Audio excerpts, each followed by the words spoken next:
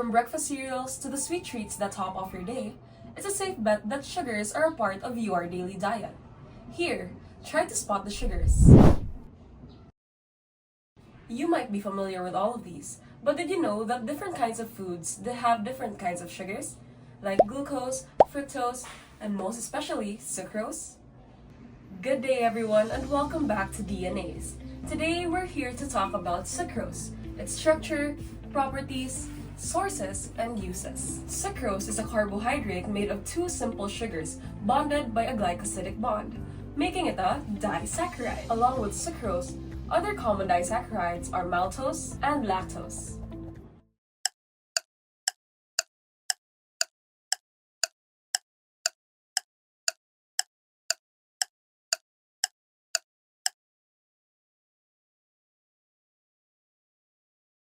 The different simple sugars or monosaccharides and glycosidic bonds between disaccharides are exactly what make each and one of them unique from each other. For instance, the type of bond can determine whether the sugar is reducing or non-reducing, how it reacts to various tests, and how it is broken down in the body. To fully understand the structure of sucrose, let's break down its systematic name. The systematic name is like the detailed map of the molecule. First, let's look at the two main parts, glucopyranosyl and fructopyranoside. This part of the systematic name indicates that sucrose is a disaccharide, meaning it is made of two monosaccharide units. One is a fructose unit, and one is a glucose unit. Now, let's tackle pyranosyl and pyranoside. Do you remember your cyclic sugar structures? Well, if you do, you would know that pyranose indicates a 6-membered ring, and furanose indicates a 5-membered ring. Meaning, the glucose part here is in its pyranose form, a 6-membered oxygen. And fructopyranosyl indicates that fructose is in its furanose form, a 5-membered ring containing oxygen. Now, if you look at this diagram, you will see that the 6-membered ring is glucose and the 5-membered ring is fructose. Next, alpha D and beta D. What do these mean? Well, the D simply refer to the configuration around the chiral carbon furthest from the carbonyl group in the open chain form. It tells us that it is a D sugar, but the alpha and beta are crucial for how these rings are linked. See how the glucose unit is linked from its anomeric carbon, or the carbon that was the carbonyl carbon from the open chain form is pointing down relative to the ring in the Haworth projection. That is alpha configuration. Alpha, away. Alpha, away. And now, for the beta and beta-D fructopyranoside. Look at the fructose unit. The bond from its anomeric carbon is pointing up relative to the ring. That is beta configuration.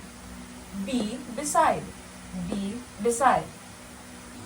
Now, for the numerical part of the systematic name.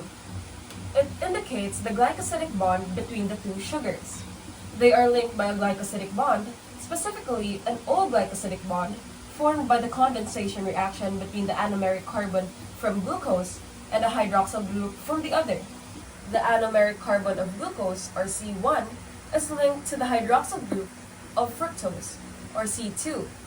It's good to indicate that these two are the anomeric carbons of the two sugars, indicating that this whole structure is a non-reducing sugar.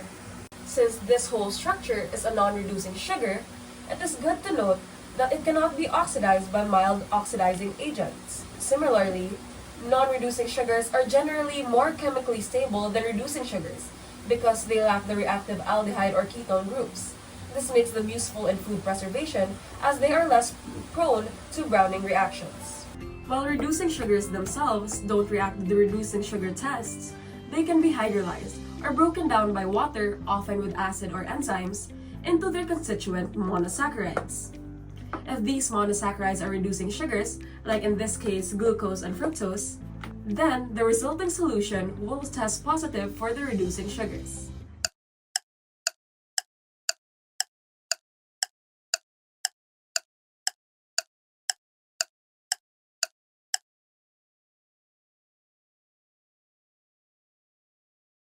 The most common source of sucrose are in plants, stored in the leaves, stems, roots, seeds, and most especially the fruits. That is because sucrose is a product of photosynthesis, the process in plants that turns sunlight into energy. Sucrose is the end product of photosynthesis in terms of the form in which plants carry the captured energy. In other words, the plant converts sunlight into glucose and fructose, then combine them into sucrose to transport that energy throughout the plant. Sugar canes and sugar beets contain a higher proportion of sucrose compared to other plants, and therefore are harvested to produce sugar to use at home or in food products. That is why the most common term for sucrose is table sugar. It is the most common type of sugar you put in your coffee or use in your baked goods.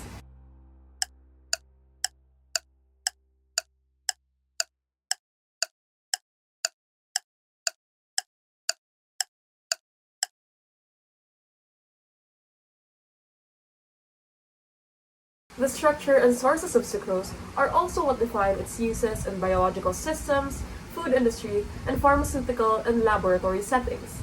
Because of its natural sweetness, of course, sucrose is used as a sweetener for many food products, like candy bars, soda pops, and even cough syrups and lozenges. Its osmotic properties also make it suitable for preservation purposes and in cell biological experiments.